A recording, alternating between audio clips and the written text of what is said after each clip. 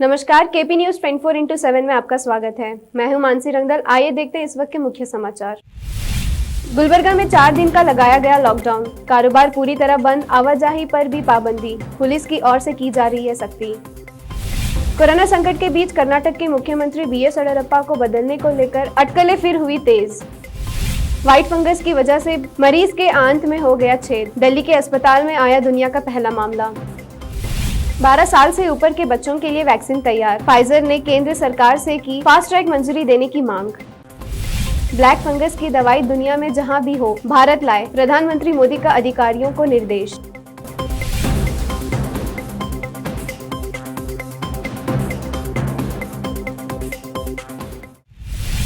देखते हैं अब समाचार विस्तार से। गुलबर्गा जिला पुलिस आयुक्त वाईएस रवि कुमार ने बताया कि गुलबर्गा में 27 मई को सुबह 6 बजे से 31 मई की सुबह 6 बजे तक सख्त लॉकडाउन लगाया गया है। इस दौरान आवश्यक सेवाओं को छोड़कर सभी गतिविधियों पर पूरी तरह से रोक रहेगी। इस दौरान होटल और शॉपिंग मॉल पर प्रतिबंध रहेगा। बिना कारण घर से निकलने पर भी पाबंदी लगाई गई है।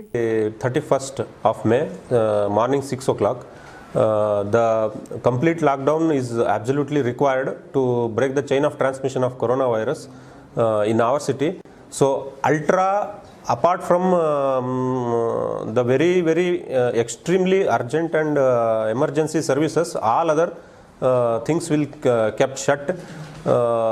So there will be no markets, there will be no hotel parcels, there will be no other gatherings.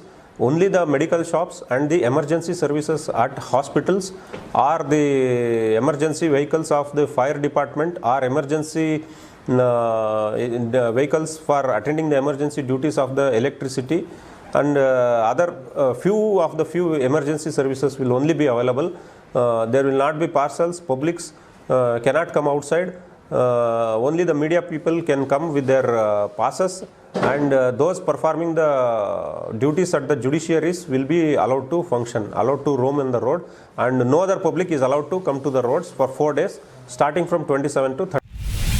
Corona की दूसरी लहर से जूझ रहे कर्नाटक में ऐसी अटकलें तेज हो गई है कि मुख्यमंत्री बीएस येडियुरप्पा को बदलने के लिए सत्तारूढ़ भाजपा के भीतर कुछ कदम उठाए जा रहे हैं। कुछ मंत्रियों और विधायकों ने पहली बार इस तरह के कदमों को खुले तौर पर स्वीकार किया ताकि कर्नाटक भाजपा के मजबूत नेता को हटाने को लेकर दबाव बनाया जा सके। हालांकि मुख्यमंत्री के करीबी माने जाने वाले कई विधायकों ने इस तरह के बदलाव की आवश्यकता पर सवाल उठाते हुए कहा कि 78 वर्षीय दिग्गज नेता अपना कार्यकाल पूरा करेंगे और 2 साल बाद अगले चुनावों के दौरान पार्टी का नेतृत्व भी करेंगे। राजस्व मंत्री और अशोक ने एक सवाल के जवाब में कहा, मुझे दिल्ली में कई विधायकों के डेरा डालने की जानकारी मिली है। मुझे आज भी कई जगहों पर होने वाली बैठकों के बारे में पता चला है। मैंने मीडिया में देखा है कि कई मंत्री भी इसका हिस्सा है। यह सच है कि इस तरह की चर्चा हो रही है।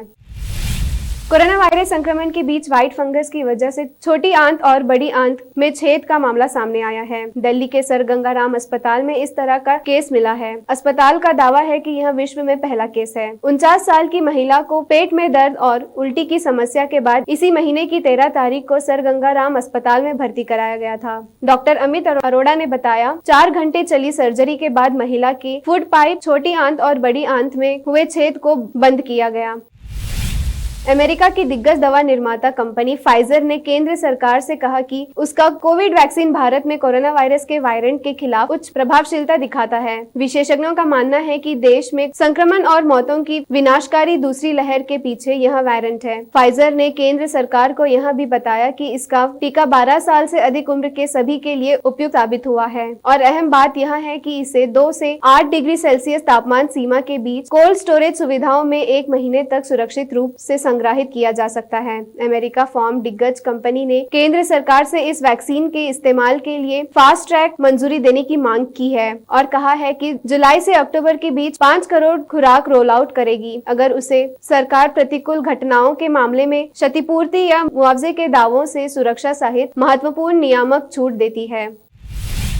इतिहास एक दिन में नहीं बनता, लेकिन किसी एक दिन की बड़ी घटना इतिहास में एक बड़ा मोड़ ले आती है। आज 27 मई का यह दिन कहने को तो साल के बाकी दिनों की तरह ही साधारण सा 24 घंटे का दिन ही है, लेकिन इस दिन के नाम पर इतिहास में कई बड़ी घटनाएं दर्ज है। भारत के इतिहास की बात करें तो देश के पहले प्रधानमंत्री जवाहरलाल नेहरू का निधन आज ही के दिन हुआ था। स्वतंत्र संग्राम में अग्रणी भूमिका निभाने के बाद आजाद भारत के प्रथम प्रधानमंत्री के तौर पर जवाहरलाल नेहरू की उपलब्धियों से इतिहास भरा पड़ा है। जवाहरलाल नेहरू ने राजनीतिक जीवन के व्यस्ततम और संघर्षपूर्ण दिनों में लेखन के लिए समय निकाला और जेल के नीरस प्रवास को भी सूजनात्मक बना लिया। उनकी रचनाएं उन्हें एक संवेदनशील साहित्यकार और एक विद्वान इतिहासकार के रूप में पेश करती है। पिता के पत्र के रूप में संकलित बेटी इंदिरा गांधी को लिखे उनके पत्रों में कुदरत के प्रति लगाव और देश दुनिया के सरकारों के प्रति एक दृष्टि विकसित कर सकने की चिंता देखी जा सकती है। उनकी लिखी किताब डिस्कवरी ऑफ इंडिया ने सफलता के नए प्रतिमान स्थापित किए हैं और इसके आधार पर बने भारत एक खोज धारावाहिक ने इसे घर घर तक पहुंचा दिया। उनकी आत्मकथा एन ऑटोबायोग्राफी में उन्होंने अपने जीवन की कहानी का सुंदर शब्दों में वर्णन किया।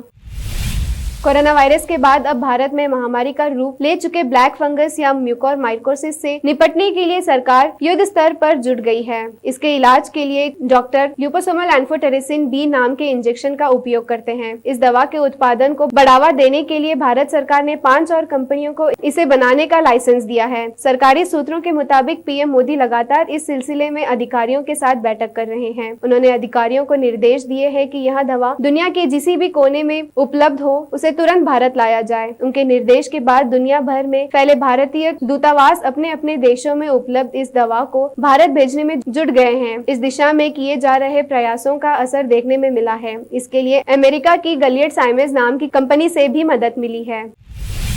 कांग्रेस के पूर्व अध्यक्ष राहुल गांधी ने बढ़ती महंगाई, कोरोना वायरस की वैक्सीन की कमी पर केंद्र की नरेंद्र मोदी सरकार पर निशाना साधा है और कहा है कि जनता इन चीजों से परेशान है, जबकि सरकार सोशल मीडिया पर अंकुश लगाने और अपनी झूठी इमेज चमकाने में लगी हुई है। उन्होंने ट्वीट किया, केंद्र सरकार की प्राथमिकता सोशल मीडिया, झूठी इमेज, जनता की प्राथमिकता रिकॉर्ड तोड़ महंगाई, कोरोना वैक्सीन, ये कैसे अच्छे दिन।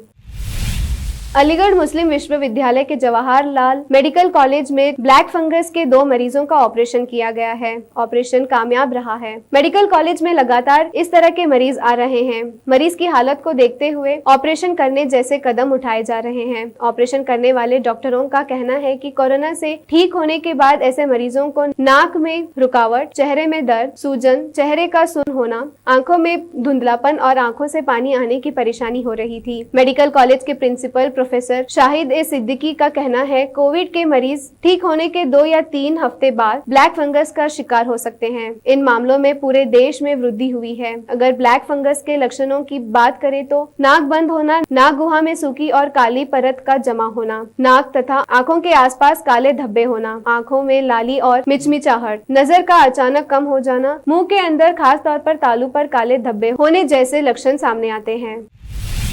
कांग्रेस द्वारा कथित तौर पर देश की छवि खराब करने और केंद्र की मोदी सरकार को बदनाम करने के लिए बनाए गए कथित टूलकिट के मामले में दफ्तर पर छापेमारी के बाद ट्विटर ने पहली बार सफाई दी है। ट्विटर ने कहा कि दिल्ली, गुरुग्राम स्थित कार्यालयों में हालिया पुलिस कार्रवाई के बाद वह भारत में कर्मचारियों के बारे में चिंतित है। कंपनी ने कहा कि आईटी नियमों के ऐसे तत्वों में बदलाव की वकालत करने की योजना जो मुक्त, खुली सार्वजनिक बातचीत को बाधित करते हैं। ट्विटर ने कहा कि भाजपा नेता के ट्वीट में मैनिपुलेटेड मीडिया का टैग लगाने के जवाब में पुलिस द्वारा डराने धमकाने की रणनीति से वह चिंतित है। अब समय एक छोटे से ब्रेक का।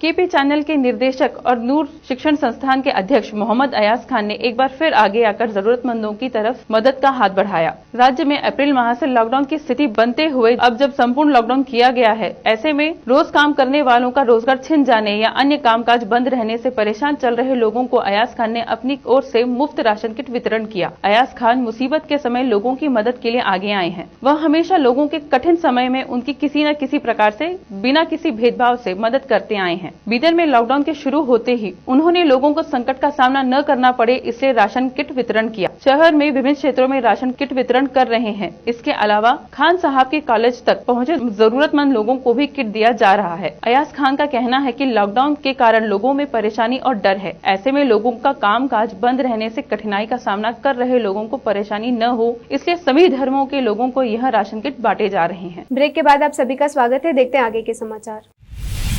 आज भारतीय क्रिकेटर रवि शास्त्री का जन्मदिन है और वह 59 साल के हो गए हैं। शास्त्री ने भारत के लिए टेस्ट और वनडे दोनों में मिलाकर 6,938 रन बनाए हैं और 280 विकेट लिए हैं।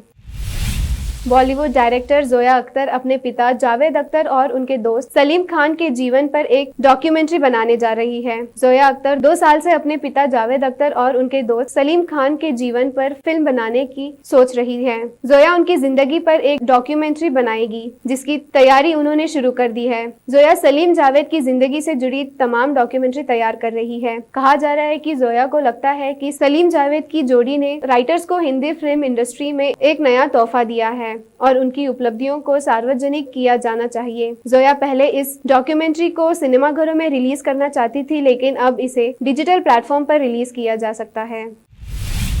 बॉलीवुड की मशहूर एक्ट्रेस सोमी अली एक जमाने में सलमान खान की गर्लफ्रेंड रह चुकी है। सोमी पाकिस्तानी मूल से है। सोमी अक्सर अपने एनजीओ की वजह से चर्चे में बनी रहती है। हाल ही में उनका एक इंटरव्यू सामने आया है, जिसमें वह कहती है कि सच्चे दोस्तों के साथ जीवन बेहतर हो जाता है, इसलिए यदि आपको जीवन में अच्छे दोस्त मिलते हैं तो आप भाग्यशाली है। सोमी अली कहती है कि हर कोई इतना भाग्यशाली नहीं होता। मेरे सीमित दोस्त हैं। मैं कई कठिन समय से गुजरी हूँ और इसलिए बहुत सतर्क हो गई हूँ। सोमी अली कहती है, मेरे ज्यादा दोस्त नहीं हैं। मुझे लगता है कि हर कोई तब तक एक दोस्त होता है जब तक कि वह आपको खत्म नहीं कर देता, जो मेरे साथ हुआ है। इसलिए मैं करीबी दोस्त होने के बजाय परिचितों को पसंद करती हूँ। दोस्ती महत्वपूर्ण है, लेकिन किसी भी रिश्ते को समझने के लिए कुछ समय देना चाहिए। यदि आप किसी ऐसे व्यक्ति को पा लेते हो जो आपके साथ है, आपके पीठ में छुरा नहीं घोंपता है, आपके साथ सम्मान से पेश आता है, तो हाँ, यह सच्ची दोस्ती है। लेकिन यह दुर्लभ है। आपके साथ पार्टी करने वाले सभी लोग आपके साथ भूखे नहीं रहेंगे।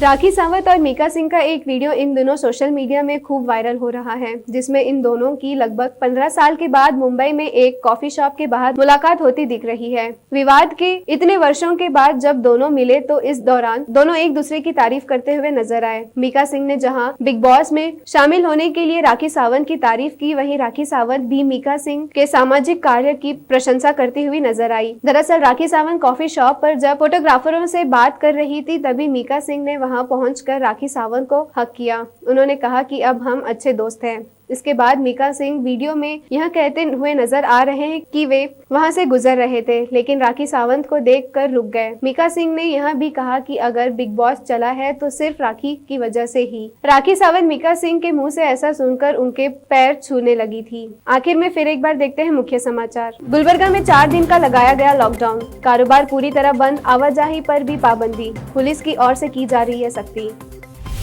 कोरोना संकट के बीच कर्नाटक के मुख्यमंत्री बीएस येडियुरप्पा को बदलने को लेकर अटकलें फिर हुई तेज। व्हाइट फंगस की वजह से मरीज के आंत में हो गया छेद। दिल्ली के अस्पताल में आया दुनिया का पहला मामला। 12 साल से ऊपर के बच्चों के लिए वैक्सीन तैयार। फाइजर ने केंद्र सरकार से की फास्ट ट्रैक मंजूरी देने की मांग। ब्लैक फंगस की दवाई दुनिया में जहां भी हो भारत लाए, प्रधानमंत्री मोदी का अधिकारियों को निर्देश।